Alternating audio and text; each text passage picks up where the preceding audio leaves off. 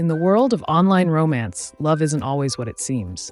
Hidden motives can lurk beneath heartfelt messages, leading to romantic cyber scams. Romantic scams are online schemes where cybercriminals deceive individuals into romantic relationships to gain trust and manipulate them. Consider Mark, a retiree who met Sophia on a dating app. After months of chats, he sent $20,000, only to find out she never existed.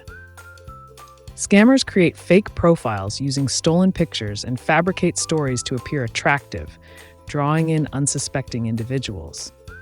They build emotional connections quickly, using sob stories of crises to manipulate victims into feeling obligated and caring. Scammers isolate their victims, encouraging secrecy around the relationship to prevent trusted friends or family from intervening.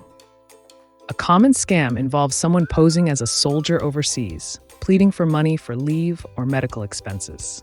In the crypto romance scam, victims are lured to invest in fake platforms, only to have scammers disappear with their money.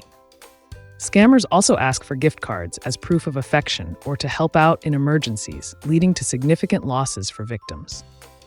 The FBI estimates billions are lost annually to romance scams, leaving victims with emotional trauma and difficulties in trust.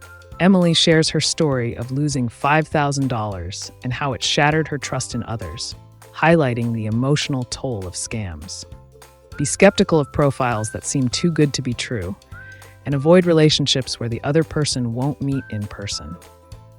Verify their stories through reverse image searches and always consult trusted friends or family about online connections. Avoid sharing sensitive information or money early in a relationship. Report any suspicious profiles to the platform. AI tools are now used to detect fake profiles, complemented by cybersecurity software for phishing alerts. Have you or someone you know faced a suspicious romance online? Share your experience to help others stay informed.